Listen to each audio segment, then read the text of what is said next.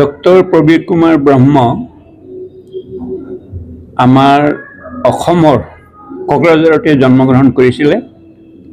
তেখেতে আজিকালি লণ্ডন আৰু ফ্ৰান্সত থাকে। ফ্ৰান্সত তেখেতে মিছেছে থকাৰ ব্যৱস্থা কৰি লৈছে, সেই হিচাপে তেওঁ লণ্ডনতো থাকে আৰু ফ্ৰান্সতো থাকে।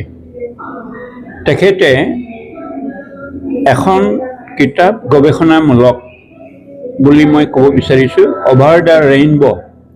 এই কিতাপখন 5-6 বছৰমানৰ পৰা মোক কৈ আছিল যে মই এখন কিতাপ লিখি আছোঁ, এইখন ইংৰাজীত লিখিছোঁ আৰু মোৰ অটোবায়োগ্ৰাফীৰ সৈতে কিছুমান জীৱনৰ অভিজ্ঞতা এইবিলাক যুগুতাই মই কিতাপ লিখি আছোঁ। আজি এইখন উন্মোচন কৰা হ'ল, অভাৰ দ্য ৰেইনব'। ভিতৰত মই সোমোৱা নাই যদিও তেওঁ মোক মাজে মাজে ইয়াৰ কিছুমান অন্তৰ্নিহিত কথাবিলাক প্ৰকাশ কৰিছিল আৰু সেই হিচাপে অটোবায়োগ্ৰাফীৰ লগতে জড়িত তেখেতৰ অভিজ্ঞতা, তেখেতৰ ছাত্ৰ অৱস্থাৰ কথা বা শিক্ষা গ্ৰহণ কৰাৰ বহুখিনি ক'বলৈ গ'লে স্মৃতিৰ লগত জড়িত কথা ইয়াত নিহিত হৈ আছে। আৰু কিতাপখন ইংৰাজী ভাষাত লিখা হিচাপে এইখন বহুমূলীয়া গ্ৰন্থ বুলি মই ক'ব বিচাৰিছোঁ, এইকাৰণে যে তেখেতৰ বিষয়ে আমাৰ নেশ্যনেল লেভেল, ইণ্টাৰনেশ্যনেল লেভেলত পঢ়ুৱে জানিবলৈ পাৰিব। আৰু এয়া বড়ো জাতিগত কিছুমান বৈশিষ্ট্য বা তেখেতৰ জীৱনীমূলক বহুখিনি কথা পঢ়ুৱৈ সমাজে জানিবলৈ পাব, এইটো আমি আশা কৰিছোঁ।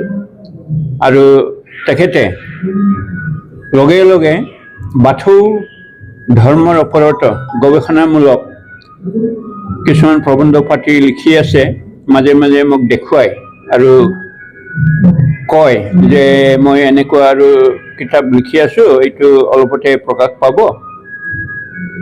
মই তেখেতৰ এইবিলাক কামৰ কাৰণে ক'বলৈ গ'লে উদ্দীপনামূলক কথা কওঁ যে আপুনি লিখি থাকক।